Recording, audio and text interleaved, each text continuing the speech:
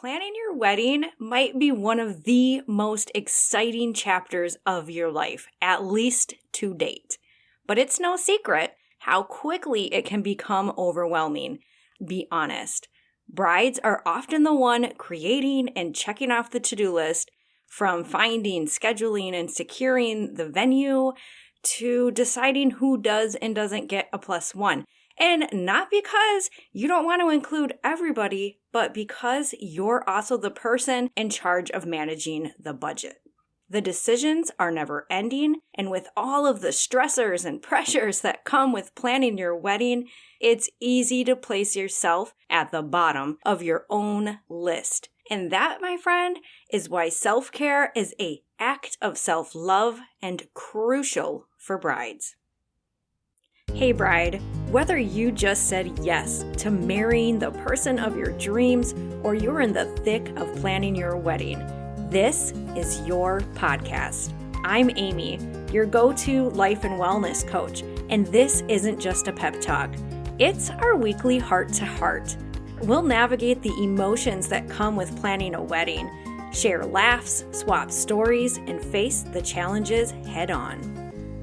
I couldn't think of a more aligned way for me to begin Hey Bride podcast than to talk about what we're going to get through in the next 4 weeks. If you're not nurturing your mind, body, and soul while you're going through this transition, because that's what this period of your life actually is, you're burning the candle at both ends and you're going to overextend yourself. So establishing a daily self-care practice or routine that you actually want to go to isn't just a really good suggestion from a life and wellness coach who cares. It's actually essential to you experiencing the wedding journey that you envisioned. This episode kicks off a 4-week series that explores self-care as an act of self-love, and we will impact your experience. That is my promise. If you listen and you take action, how you feel will change. If you are a stressed out bride, if you're feeling overwhelmed, if you're frustrated, if you're disappointed, this series is for you. Today's all about the basics. It's a bird's eye view of the situation, the root cause of why you're not feeling good, why you're not loving this, where did the joy go in my journey, I thought this was supposed to be fun. If you're having those kinds of thoughts, consider this episode as the why. We're going to talk about the root causes of dissatisfaction in your wedding experience. Now, you might be thinking, Amy, there's no possible way you will know because you don't understand my situation. I don't have to. Here's the truth. No matter what you're going through, you can feel better. If you aren't the type of person who is already pouring into yourself every day, this series is going to be life-changing.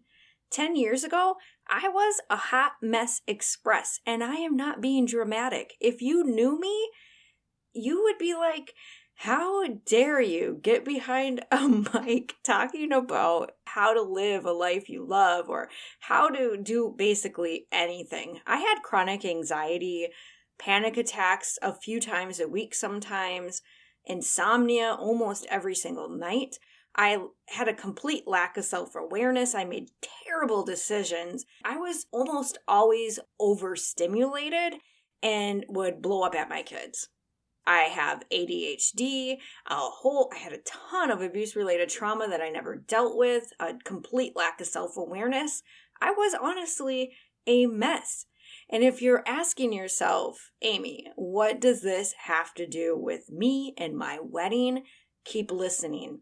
In these next 4 weeks, we're covering topics of well-being across the whole spectrum, mind, body, and soul, and everything in between. I'm going to shine a light on the source of your frustration and start giving you simple strategies to work through it so that you can notice a shift quickly. What I'm saying is that your circumstances don't have to change. Your budget doesn't have to increase, And even with little or no support from the people you thought you would count on and would want to celebrate and be a part of this, if you don't even have that, you can have a better journey. It begins with self-care. When you're waist deep in wedding planning, you are busy. It is easy to forget about taking care of yourself. I get it. It's not because you don't think that you're important, because you know you are. It's for the reasons I already listed. You are probably in charge of all the decisions, and that weight is heavy. But here's the thing. Self-care isn't a good idea or a luxury. It is necessity. It's the fuel that keeps you going. Without it, your journey is a hustle. With it, you can transform this planning process into a series of moments that are full of joy and personal growth. Yeah, I said growth. Ma'am, this is a moment of life transition. Things are changing. You are changing. A marriage is a commitment. You are becoming somebody's wife. So what does that even mean to you? A lot of us get so caught up with having to decide what vendors to use and booking venues and all of the decisions that we don't even think about the fact that our life as we know it is changing. And how you navigate these challenges that you face right now, that will shape the person that you are becoming. It doesn't matter if you are 21 or 64, whether this is your first or fourth marriage.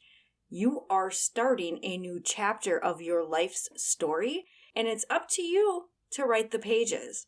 Well, what does it take to be your best, to do your best, to show up as your best, to give your best? Self-care can be your partner in this.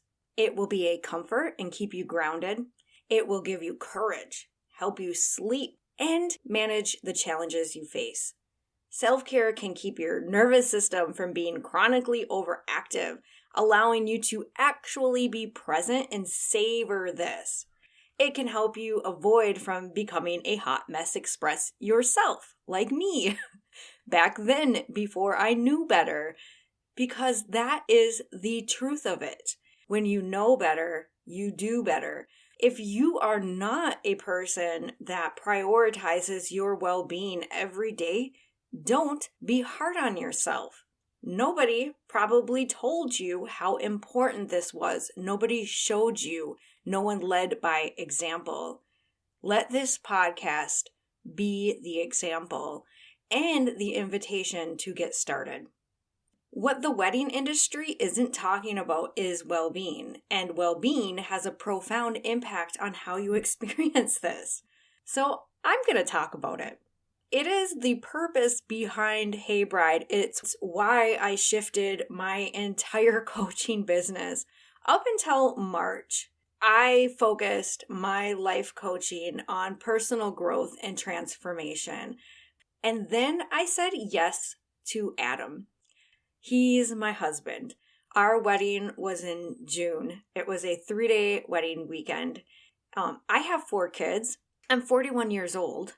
And this was my 3rd marriage. And the first one that I had a beautiful relationship with myself. I love myself now. Whereas before, I loved myself, but I wasn't showing myself love. I was showing myself a lack of self-worth.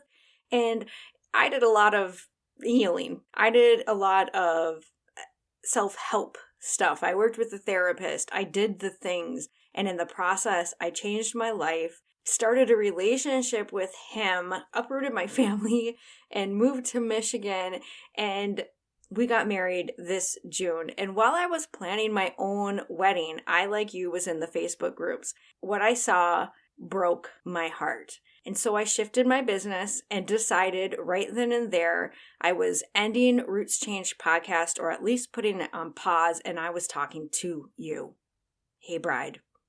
Imagine looking back on this not with relief that it's over or feeling happy that you got through it, but a sense of accomplishment for how you grew and the memories you created. That is the power of self-care and wedding planning. It turns stress into strength and chaos into cherished moments. It's not just about surviving the process. It's about thriving in it. But how do you make sure that you're giving yourself the nourishment you need across all facets of your being? How do you keep track when there are so many moving parts? How do you even know what area to focus on first? Well, I got you. There is a tool a lot of us life coaches use during consultations or first coaching sessions. It's called the life wheel or the wheel of life. It's basically a tool that helps us to very quickly understand someone's current satisfaction level in different areas of their life. We're talking financial happiness, relationships, intimate relationships, friendships. Just basically look at all different areas of a person's life and they rate them. They rate how satisfied they are with it. So this life wheel will give insight to the actual problem. And if you're a client, that's super great because you get a sense of what coaching is all about and you leave having already deepened your awareness, and that alone is empowering. Some people can create transformation for themselves just by knowing what's going on. I was one of those people. I didn't have the luxury of working one-on-one with a coach. When I created my transformation, I used their tools. I self-helped the shit out of it. And self-awareness was definitely key. So I took that tool and I reconfigured it for you. I call it the wedding well-being wheel. And it's basically a personal well-being checkpoint for brides that you can use on a consultation or by yourself on the A Life Coach for Brides website. It asks you a series of questions very quickly. It only takes a few minutes. And it takes the temperature of your well-being as it relates to different areas of your wedding. It reveals to you the areas of your life that might need a little love and attention. So if you don't know where to start, but you know you want to prioritize yourself, and you know self-care is one way of doing that, all you really need to do today is go rank how you feel in these different areas. And we cover things like the dress, the budget, and the relationship with your partner. It literally takes a few minutes. And I want you to know, when it comes to your life, the goal isn't perfection. When it comes to your wedding, the goal isn't perfection or performance. This is about awareness, balance, taking steps, no matter how small, to ensure that your well-being is a priority in the thick of it. Just like a car needs a balanced wheel to run smoothly, just like you need to remember to get your oil changed every 3,000 to 7,000 miles. Your wedding journey needs balance in all aspects of well-being, mind, body, soul, and everything in between. And we're going to cover all of that in the next 3 episodes. But you do not have to wait to hear what I have to say or to go research it to experience a shift. Just by evaluating your well-being right now, by deepening your own awareness of how you feel in different facets of your life as it relates to planning your wedding, your body's going to do what it was made to do, and it's going to swing into action, whether you're conscious of it or not. You will probably, almost with all certainty, start thinking differently about how you feel, about the decisions that you make. You might actually go into making decisions differently. Who knows? The possibilities are endless, but just knowing can make a massive difference. Now that I sold you on the wedding well-being wheel, you might be wondering what's next. How do I use this newfound awareness in a way that actually makes a difference in my journey today? It's one thing to see where you're at, and it's another to recognize in real time that there's a problem. Real quickly, this is what I mean. Self-care is like a tool that we use to strengthen our well-being, to maintain a certain level of well-being. And with self-care, I have two roads of doing that. There are self-care practices that are part of our daily routine. And then there's something I called PRNs because it's the medicine that we need in the moment. How do we know when we need to go to self-care? How do we know when there's a problem? Well, our body tells us. It's up for us to understand the cues. Let's talk briefly about something for brides specifically. Let's talk about burnout. This is more common than you might think. It creeps in quiet. It gets mistaken for a rite of passage or just part of the process. If you go into any bride or wedding group on Facebook, you can spot a bride who is burnt out in less than 30 seconds of a scroll. Aren't all brides super stressed? The answer is no. Some stress, yes, of course. You're going through a new thing. This is a life transition. This is an important event. You're facing new things. So yes, some stress is fine. It's normal. It's actually good. It means that you're working how you're supposed to. But chronic stress, that becomes a bigger problem. It can start with a feeling of being constantly overwhelmed. You might actually tell people, I'm so stressed. I'm so overwhelmed.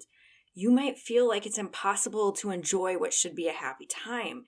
You might find yourself disconnected from the joy in your journey. Every decision is a burden, another weight for you to lift, and it hurts and it's heavy. And my God, this is too much.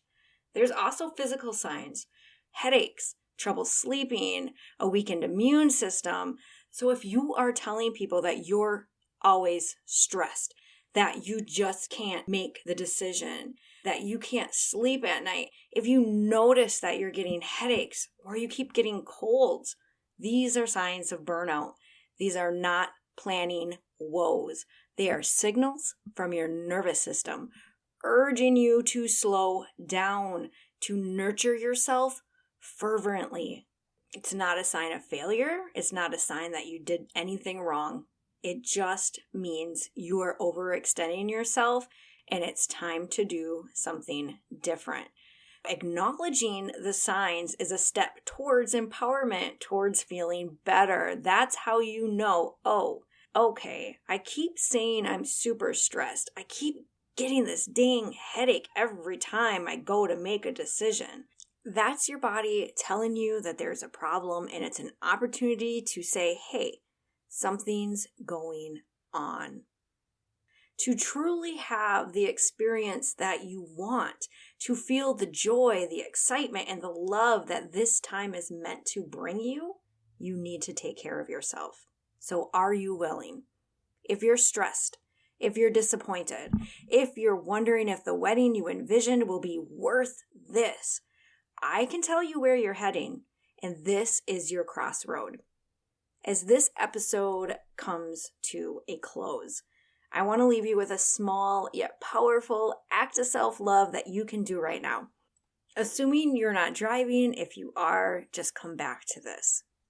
It's simple, it's quick, and it can make a world of difference in how you feel, and it's something that you can do in the moment. If your chest feels tight, if your heart feels heavy, if your eye is twitching, if you're feeling super pissed, find yourself a cozy spot. Maybe it's in a corner of your living room in your favorite chair, or at the head of your bed covered in pillows. Basically, just find a place where you can snuggle up, snuggle in, and let go. I like to sit on a chair where I can plant my feet on the ground. I like to feel close to the earth. I'm all air in my natal chart. And which means I'm a lot in my mind. And so I need to feel grounded. So if you're like me, probably sitting in a chair, sitting straight might help. Put your feet on the ground so you feel connected to the earth. I like to put my hands on my heart to show myself love. It feels nourishing to me. And so if it feels good for you, I would do that right now. And then when you're ready, we're going to take 4 deep breaths and elong our exhales. If you're somebody who it gets panic attacks, if you're someone who has a lot of anxiety and you've never really done breath work, maybe do 4 seconds in and 4 seconds out. Even that will help. I don't know what your circumstance is, but breathing is actually a trigger for my anxiety for whatever reason. So at first, these types of things actually felt very difficult for me. But if it's not a thing for you, what we're doing is elongating our exhalation. It activates your parasympathetic nerve. It tells your brain that it's safe and you can calm down. I'll walk you through it. We are going to inhale for 4 seconds, exhale for 6, and repeat it 4 times. Inhale for 1, 2, 3, 4. Exhale, 2, 3, 4, 5, 6. Inhale for 2, 3, 4. Exhale for 2, 3, 4, 5, 6. Inhale for 1, 2, 3, 4. Exhale for 2, 3, 4, 5, 6. And last time for 2, 3, 4. Exhale, 2, 3, 4, 5, 6. I can't tell you how good this feels for me and my body. My shoulders drop. I just feel lighter.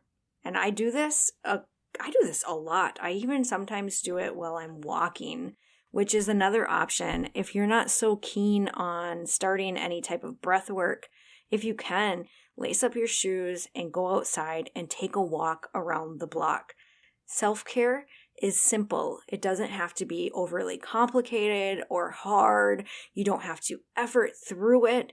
It's honestly just small acts that nourish you in simple ways. I have something else to offer you, another little tip, a gift to help get you started on this whole prioritizing myself journey. And it comes at a cost, not a monetary one. It's free. It comes with having to make a choice daily to show up for yourself in some small but meaningful way. Kind of how we just did right now. That was you thinking about yourself and how to feel better. It was you telling yourself that you're worth the time, that you matter. And I want that choice to be easy. You'll find in my show notes or in the episode description from wherever you're listening, I have a series of links. We actually covered a lot in these 20-some minutes, and I like to point people in the directions where they can take it a step further. Some of those are other people. One of these links is a self-care challenge from yours truly. They're delivered to your inbox, and they start whenever you sign up. These are short pep talks or words of encouragement with a self-care prompt attached to it. Just a little inspiration and a way of reaffirming your intention to create change for yourself, to feel better. It's a wedding gift from you to you, work done by me. It helps, and I hope it serves you well. Until the next time, remember that you deserve this. Enjoy the journey and treat yourself with the same level of compassion and care you so freely give to others. Talk to you next week.